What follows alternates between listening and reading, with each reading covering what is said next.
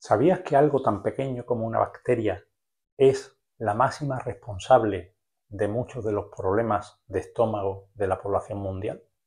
Hola a todos, bienvenidos a nuestro canal de Instituto Digestivo IDI. Hoy vamos a hablar del Helicobacter pylori, una bacteria que vive en el estómago humano y puede causar muchos problemas gástricos y algunos también fuera del estómago. Vamos a ver cómo se contagia, cómo se diagnostica y sobre todo cómo se trata.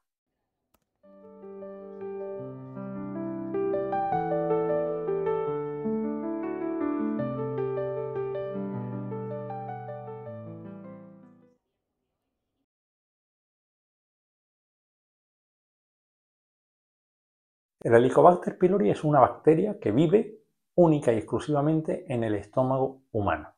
Fue descubierta en 1982 y fue toda una revolución en medicina. De hecho, sus descubridores recientemente se han llevado el Premio Nobel de Medicina, porque era impensable que las úlceras del estómago pudieran estar provocadas de forma masiva por una infección, por una bacteria. Hoy sabemos que el Helicobacter pylori puede causar estas úlceras, puede causar gastritis, gastritis crónica. Incluso está descrito que bajo ciertas circunstancias puede ser el causante del cáncer de estómago. Por tanto, su detección y su tratamiento es absolutamente crucial.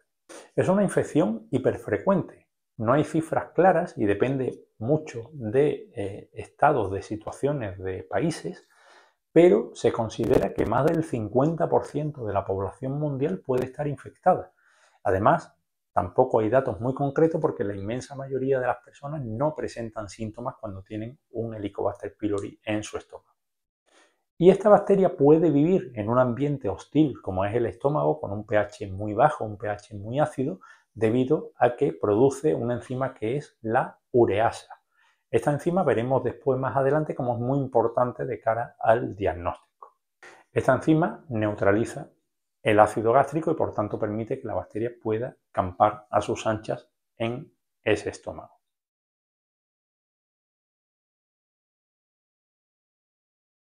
No se conoce muy bien cuál es el mecanismo directamente implicado en la transmisión del Helicobacter pylori, aunque se cree que se contagia directamente de persona a persona y probablemente cuando somos muy pequeños. También hay ciertos estudios epidemiológicos que hablan que puede transmitirse a través de agua o alimentos contaminados, pero esto es mucho más variable y está menos demostrado. Así, de esta forma, es muy frecuente encontrar varios casos dentro de una misma familia o un entorno de convivencia. Las malas prácticas de higiene, como no lavarse bien las manos antes de comer, etcétera, pues pueden favorecer estos contagios. Y también son mucho más frecuentes estas infecciones en áreas donde el agua potable no es tan segura. De esta forma, para reducir la infección es muy importante mantener unas técnicas de higiene adecuadas, fundamentalmente lavarse las manos bien antes de comer, y evitar el agua que no estemos seguros que pueda estar totalmente sana, para reducir el riesgo de infección. Al ser una infección tan frecuente, es muy fácil sospecharla. Los especialistas en aparato digestivo estamos muy concienciados y prácticamente a todos los pacientes que vienen a nuestra consulta, independientemente del motivo, le investigamos si existe el Helicobacter pylori o no.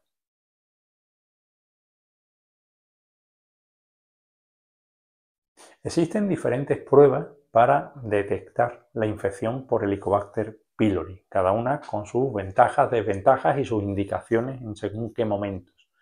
Así disponemos de serología, análisis de sangre, análisis de antígeno de Helicobacter pylori en heces, test de aliento con urea marcada para detectar la infección activa, o bien durante una endoscopia hacemos un test de ureasa en las cuales tomamos una muestra y la sometemos a un pocillo con ureasa para ver esa reacción, si es positiva o no.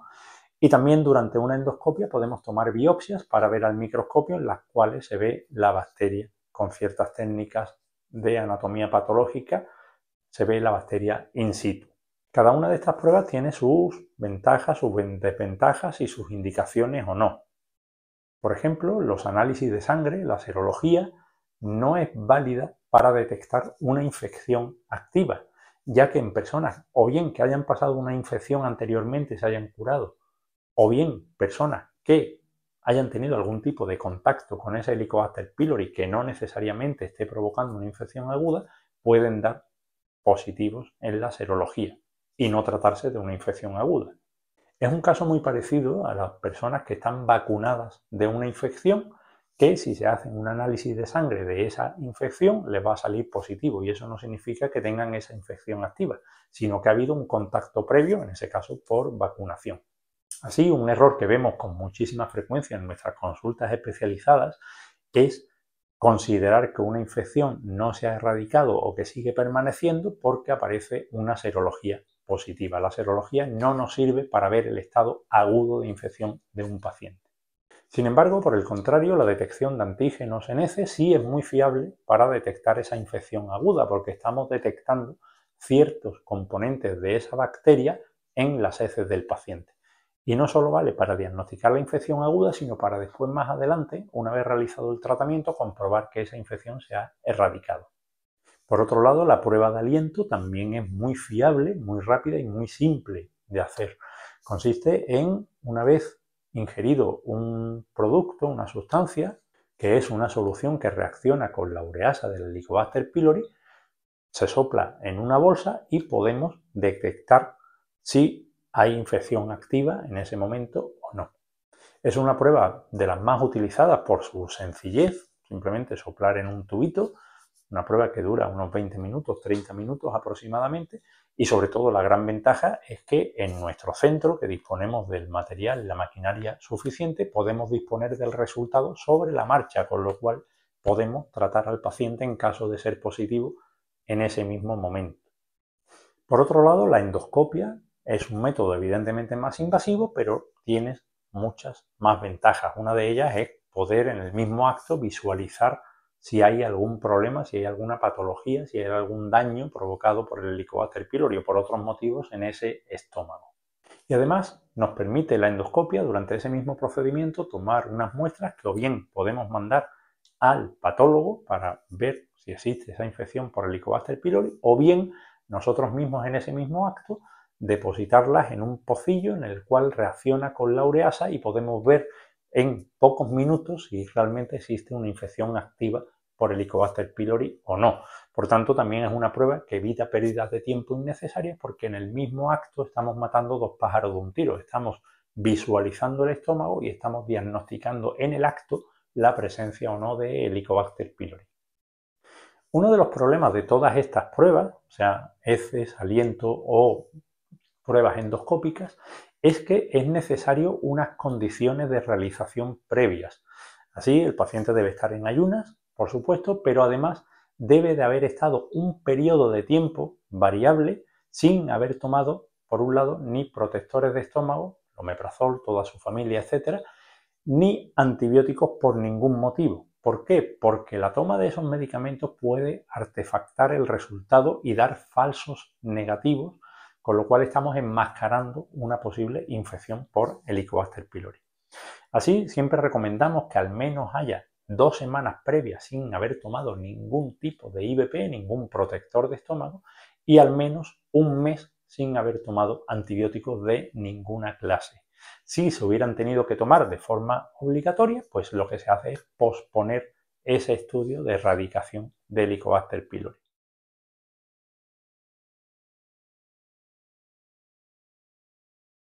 El tratamiento para el Helicobacter pylori es simple, es sencillo y consiste básicamente en una combinación de diferentes antibióticos junto con algún protector de estómago o otra sustancia como bismuto, que interaccionan entre sí y potencian la eficacia de esos antibióticos. Suelen ser combinaciones de diferentes antibióticos muy comunes, utilizados muy habitualmente, como la amoxicilina, la claritromicina, tetraciclina, metronidazol, etc., que junto con inhibidores de la bomba de protones, que disminuyen la cantidad de ácido en el hígado, o el bismuto, que lo potencia, vamos a conseguir ser muy efectivos a la hora de erradicar esa infección por esa bacteria. Es muy importante que el ciclo de antibióticos se haga de forma completa, porque cada vez más aparecen resistencias a antibióticos, sobre todo a estos antibióticos tan diseminados, tan utilizados en el mundo, y puede hacer que su eficacia a la hora de erradicar el Helicobacter pylori disminuya. Entonces, hacer tratamientos, ciclos completos, que suelen ir entre los 10 y 14 días habitualmente, es muy importante para minimizar la tasa de resistencia y que el resultado de estos antibióticos y de este tratamiento sea lo más eficaz posible. Una pregunta muy frecuente que nos hacen los pacientes es ¿cuál es la tasa de curación? ¿Cuál es la probabilidad de curación? Bueno, pues igual no hay cifras exactas, pero se estima que alrededor del 65-70% de los pacientes se curan, erradican la infección tras un primer ciclo de antibióticos. Esto es importante porque no es desdeñable, no es raro el tener que ir a un segundo ciclo con antibióticos diferentes a los que se ha utilizado en la primera ocasión para tratar a esos pacientes que no se han curado con el primer ciclo de antibióticos. Hay veces que incluso hay que ir a un tercer ciclo. Ya ahí son situaciones un poco más extrañas por cepas que a lo mejor son multiresistentes y hay que dar otros antibióticos que son menos comunes. A veces incluso se puede plantear el hacer un antibiograma, una muestra específica del estómago para ver a qué antibióticos es especialmente sensible el Helicobacter pylori concreto que tiene un paciente determinado, si bien esos resultados no son tan fiables. En general, los pacientes después de un primer tratamiento antibiótico suelen curarse, como digo, en aproximadamente un 70%. Y después de un segundo ya prácticamente la totalidad de esos pacientes se suelen curar. Si no, tenemos bastante más armas.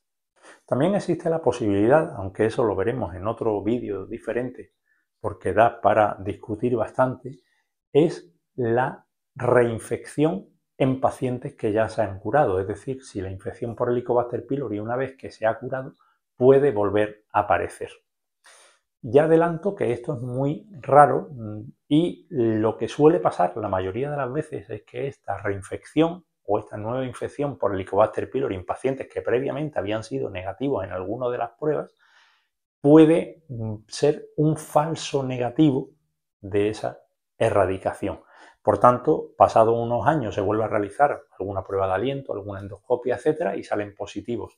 Muchas veces eso no significa que la infección haya vuelto, sino que ese paciente lo más probable es que se tratara de un falso negativo anterior.